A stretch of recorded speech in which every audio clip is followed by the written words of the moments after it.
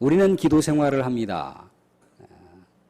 세계의 수많은 사람들은 어떻게 기도를 할까? 이 코로나의 모진 세파를 어떻게 그들이 견뎌내고 있을까? 그들의 마음 중심 가운데는 하나님을 어떻게 열망하고 있을까라고 하는 것. 우린 때로 궁금하기도 하고요. 때로는 견뎌보면서 우리는 어떻게 기도를 해야 될 것인가? 또 어떤 마음으로 하나님께 나가야 될 것인가?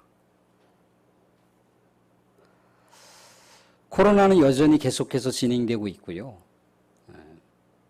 포스트 코로나라고 해서 코로나 이후에 과연 교회가 어떻게 생존할 것인가가 지금 거대한 화두가 되고 있습니다.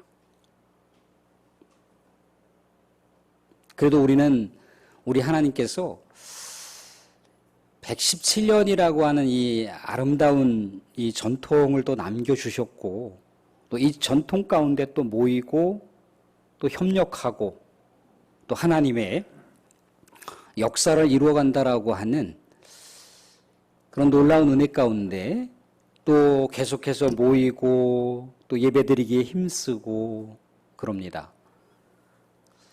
그런데 한국교회에 상당히 많은 교회들이 지금 무너져 내려오고 있습니다. 파괴되고 있습니다.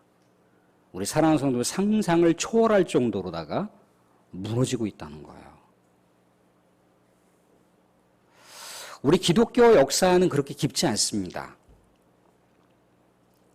그러면 기독교 역사가 더 훨씬 더 깊은 그 수많은 나라들 가운데 우리가 배워야 될 점들이 있다는 거죠. 그죠? 그들의 중심과 그들의 마음의 그 순수한 열정, 그것을 우리는 견뎌보면서 배워야 된다는 겁니다. 여러 가지 다양한 신앙의 내용들이 있겠지만 오늘의 주제는 기도라는 겁니다.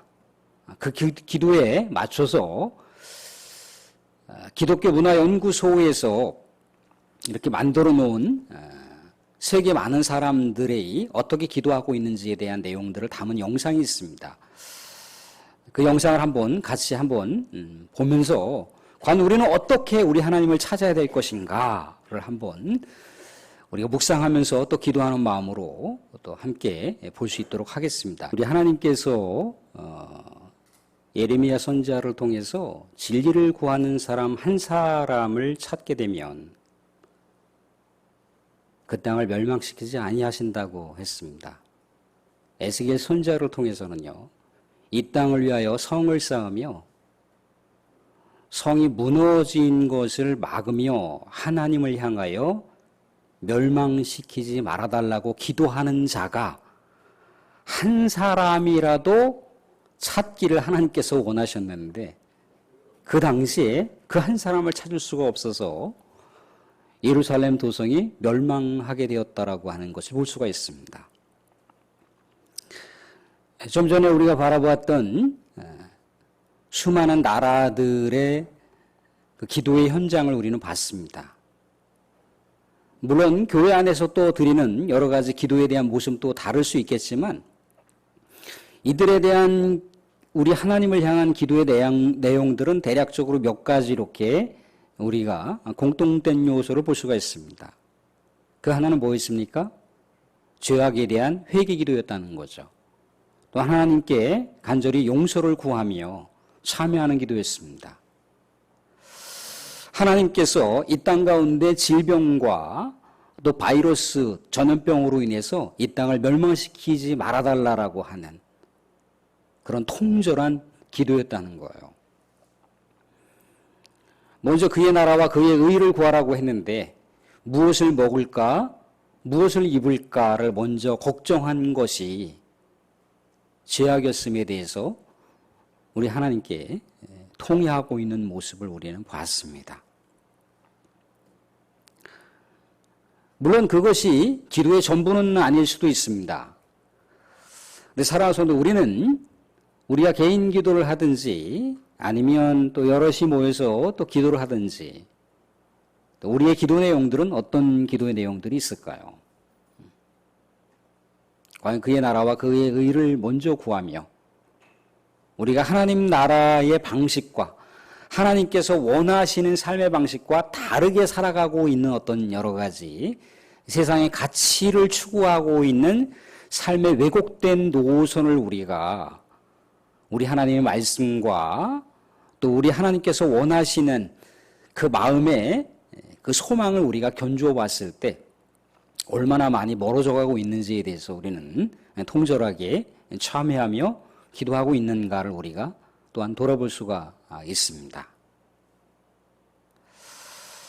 사랑하는 성도님, 이 땅에 우리나라의 수많은 사람들이 또한 기도하고 있지만요, 세계 수많은 사람들이 또한 기도하고 있다는 겁니다. 기도하는 나라, 기도하는 백성은요, 망하지 않는다고 했습니다. 우리 사랑하는 성도님들, 하나님께서 또 관계교회를 향한 또 비전과 또 계획은 그 무궁한 사랑은 다 헤아릴 수 없지만 우리는 말씀 가운데 기도하고 있는 교회는 하나님께서 반드시 사용하신다라고 하는 것. 그것을 잊지 마시고 기도하는 우리 관계교회가 될 수 있기를 주님으로 축원드립니다. 예, 사랑하는 성도, 오늘은 경건 행위 두 번째 기도에 대한 세 번째 내용을 함께 나누고자 합니다. 우리 예수님께서는 제자들에게 기도에 대한 가르침을 주시면서 지난번에 나눴던 것들을 잠시 이렇게 우리가 요약해서 생각해 보면 우리 하나님을 순수하게 바라보며 우리 하나님을 집중할 것에 대해서 말씀하시고 있습니다.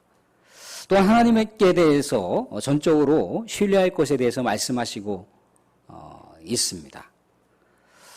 그러면서 하시는 이야기가 하나님을 향한 기도를 할 것에 대해서 촉구하시고 있습니다. 하나님을 향한 기도는 뭐였던가요? 하나님의 이름을 높이는 거였죠. 또한 하나님의 나라가 이 땅 가운데 이루어지는 것을 또한 기도하라고 했습니다. 또한 하나님의 뜻이 이 땅 가운데 믿음의 사람들을 통해서 이루어지기를 또한 기도하라고 했다는 거죠. 근데 예수님께서 가르쳐 주신 이 기도의 내용은요, 그냥 예수님께서 뜬금없이 제자들에게 이렇게 기도하라고 하셨던 어떤 창조적인 기도안이 아니라는 겁니다. 예수님께서 제자들에게 가르쳐 주신 그 기도 내용은요, 이미 구약 성경에서 제시되고 있는 내용이고 구약 성경에 있는 그 말씀의 내용을 예수님께서 성취하시면서 또한 기도하셨던 내용을 제자들에게 모범으로 따를 것에 대해서 말씀하시고 있습니다. 또한 성도들이 예수님께서 가르쳐 주신 기도에 대한 내용대로 기도할 것을 촉구하시고 있으며 예수님께서 그렇게 사셨던 내용들에 대해서 따를 것을 말씀하시고 있다는 거예요. 예수님께서는요, 우리 하나님의 이름을 높였습니다. 하나님의 영광을 높이면서 공생의 사역을 펼치셨다는 거예요. 사랑하는 나사로가 죽었습니다. 이미 장례를 치르고 그 시체를 무덤에다가 다 이렇게 안치를 했어요. 4일이나 지났을 때 예수님께서 사람들에게 무덤 문을 열라고 하셨다는 겁니다. 나사로의 여동생이었던 마르다가 예수님 이제 장사한 지 나흘이나 지났고 이제 본격적으로 시체가 썩어들기 시작하고 있는데 시체 썩는 냄새가 진동할 텐데 왜 갑자기 무덤 문을 열라 하십니까? 라고 그렇게 반문하듯이 물어봤습니다. 예수님께서 뭐라고 말씀하시느냐면 하나님의 영광을 위한 것이라고 말씀을 하셨어요. 하나님을 높이기 위한 것이라고 말씀하셨다는 거죠. 그래서 어떻게 했던가요? 예수님께서 죽은 나사로, 그것도 나흘이 지나가고 있는 나사로를 다시 살려주셨습니다. 하나님의 영광을 높였다는 거죠. 하나님의 이름을 높였습니다. 예수님께서는요, 십자가 이제 마지막 그 골고다 고난의 현장을 앞두고 겟세마네 동산에서 처절하게 울부짖으며 하나님께 기도를 했습니다. 하나님, 나 살고 싶어요. 저렇게 비참하게 죽고 싶지 않습니다. 라고 기도를 하면서 마지막 기도의 종지부를 뭐라고 찍으시냐면 아들을 통해서 하나님 영광 받아오시옵소서. 아들이 우리 하나님을 영원롭게 하겠습니다. 하나님의 이름이 아들을 통해서 영원롭게 되기를 원하나이다. 라고 기도의 마침표를 찍는 장면을 우리가 요한복음 12장을 통해서 볼 수가 있습니다. 하나님의 이름을 높였다는 거죠. 그런데 예수님께서 이렇게 하나님의 이름을 높이고 영광을 높인 것은요, 이미 구약 성경에 다윗을 통해서 제시하고 있는 내용이라는 겁니다. 예수님께서는요, 하나님의 나라를 위해서 이 땅 가운데 사셨습니다. 빌라도가 예수님께 물어봐요. 예수님께서 이제 로마를 반역하는 반역죄인으로다가 고소를 당했기 때문에 예수님이 체포됐잖아요. 그죠? 그래서 이제 예수님께 반역의 혐의가 있는지를 찾아보기 위해서 빌라도가 이제 신문을 합니다.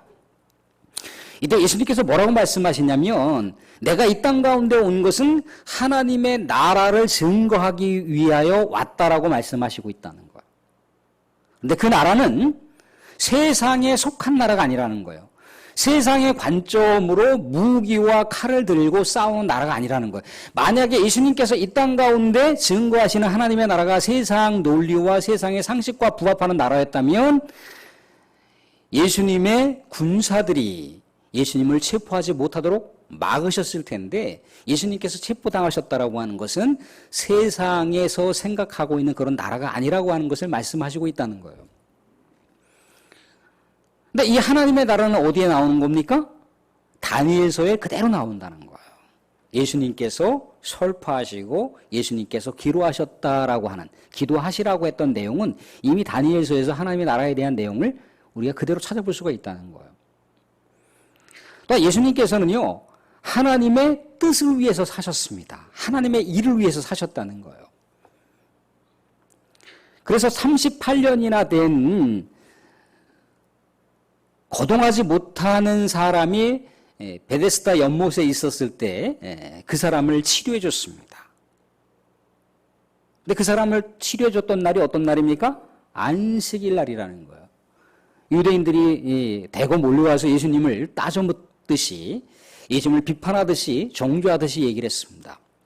어떻게 안식일 날 이런 행위를 할 수 있단 말인가? 라고 이렇게 비판하면서 핍박을 가하려고 딱 이렇게 모두를 취하고 있는 거예요.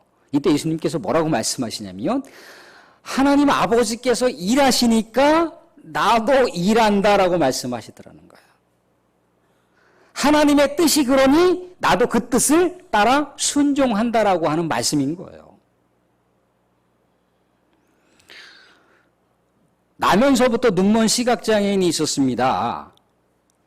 눈먼 시각장애인을 예수님께서 치료해 줬어요. 근데 그 전에 심지어 제자들조차도 그렇게 얘기를 하더라는 겁니다. 예수님, 저 눈먼 시각장애인이 누구의 죄 때문에 저런 겁니까? 저 친구가 뭔가 죄가 있어서 그렇습니까? 아니면 저 집안에 뭔가 저주받은 죄가 있어서 그렇습니까? 라고 그 당시 통념에 준하여 예수님께 물어보는 거예요. 예수님께서 뭐라고 말씀하셨습니까? 저 친구의 죄 때문도 아니고 저 집안의 부모의 죄 때문도 아니고 뭐라고 합니까? 하나님의 일을 위하여 그렇게 된 것이다라고 말씀하시고 있어요. 이때 하나님의 일이라고 하는 것은요, 하나님의 계획이라고 하는 단어와 동일한 의미를 담고 있어요.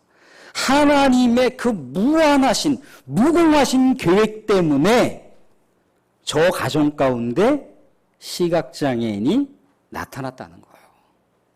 역시 하나님의 영광을 위해서, 하나님의 뜻을 위하여 그 영혼이 이 땅 가운데 존재하게 되더라는 것을 제자들에게 그들의 사고와 그들의 뿌리 깊었던 그 당시의 관념을 뒤집어 엎는 우리 하나님의 말씀을 주시더라는 거예요.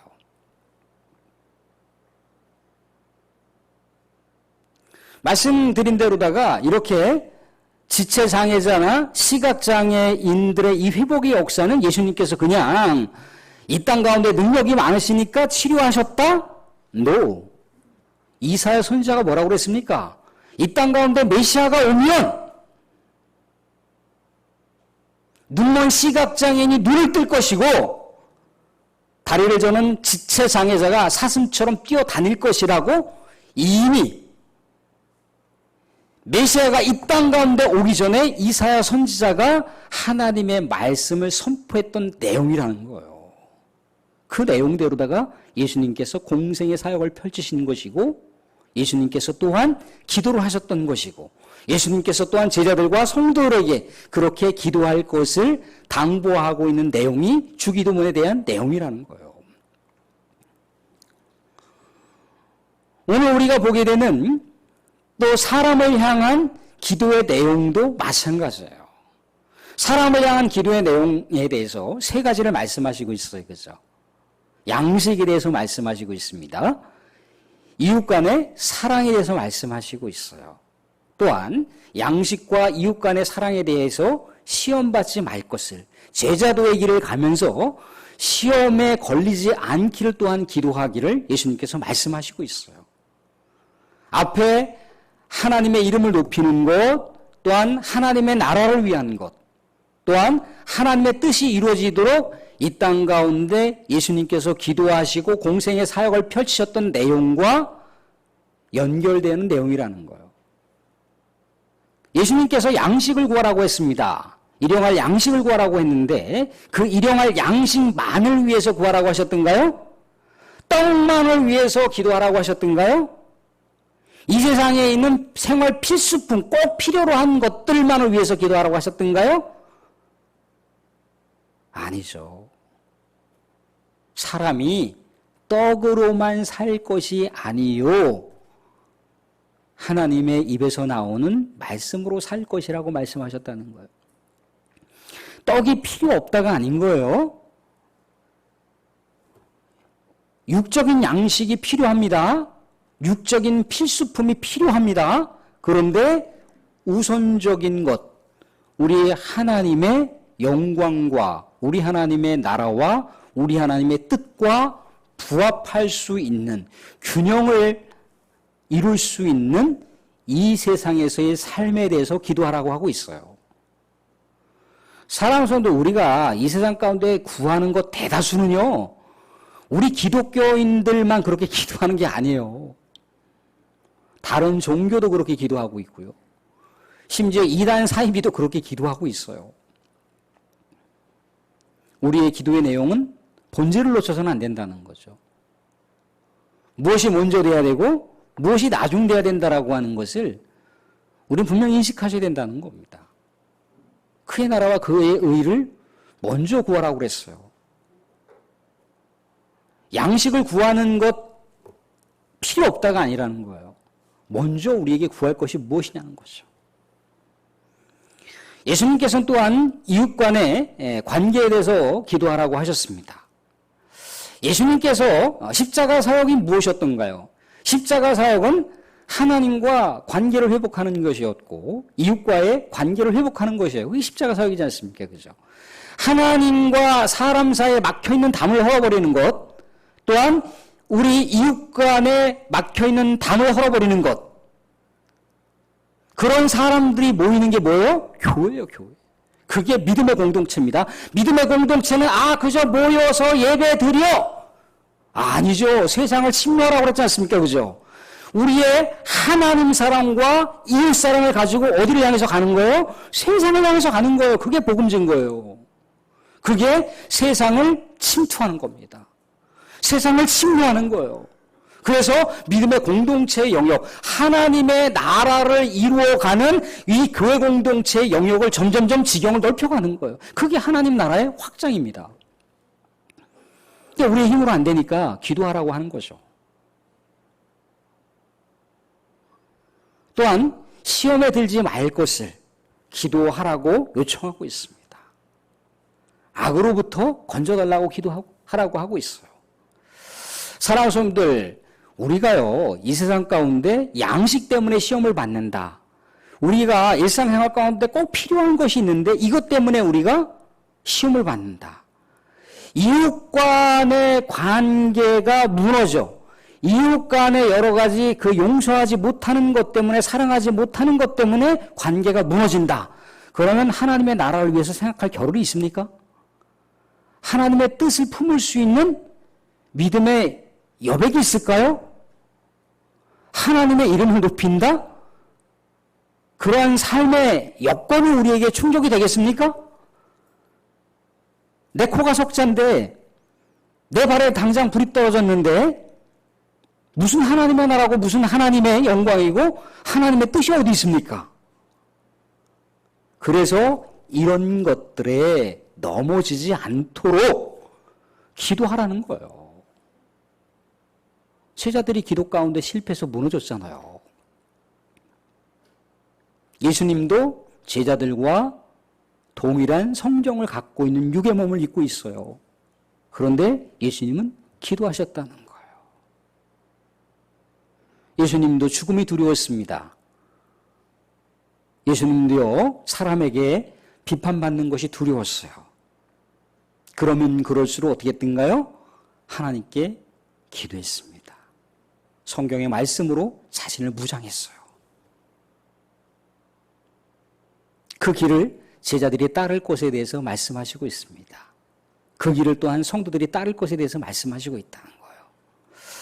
사랑하는 성도들, 요즘에 우리는 어떤 기도를 가지고 하나님께 나아가시고 있나요? 어떠한 내용으로 하나님을 찾고 계신가요? 혹시라도 우리 사랑하는 성도 예수님께서 여러분들의 기도 내용을 성취시켜 주시는 존재로만 우리가 치우쳐서 예수님을 바라보시지는 않습니까? 예수님이 과연 우리 성도들에게 무엇을 기대하시고 있고 무엇을 마음속으로 품으시고 있을까요? 예수님께서는 큰 것을 바라보시는 것이 아닐 수도 있습니다. 너희가 처한 그곳에서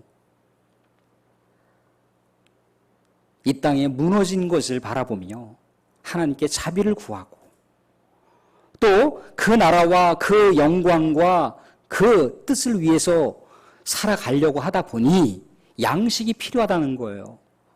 이 세상 가운데 필요한 것들이 있다는 거예요. 또 그 일을 함께 해야 될, 연대해야 될 이웃들이 필요하다는 거예요. 또 이것 때문에 시험받고 무너지지 않게 또한 기도가 필요하다는 겁니다. 그러하게 됐을 때 교회 공동체는 하나님의 나라와 영광과 그 뜻을 향하여 나아갈 수가 있다는 거예요. 사실 주기도문은요, 공동체를 향한 기도입니다. 개인의 기도일 수도 있지만 공동체를 향한 기도라는 겁니다. 사랑하는 성도들, 우리의 기도가 모아지고 모아져 거대한 우리 하나님의 영적 기류를 타게 됐을 때 하나님은 반드시 우리 사랑하는 성도님들의 기도를 존귀하게 가치 있는 것으로 사용할 줄로 믿습니다. 깨어 기도하는 우리 성도가 될 수 있기를 주님으로 축원드립니다.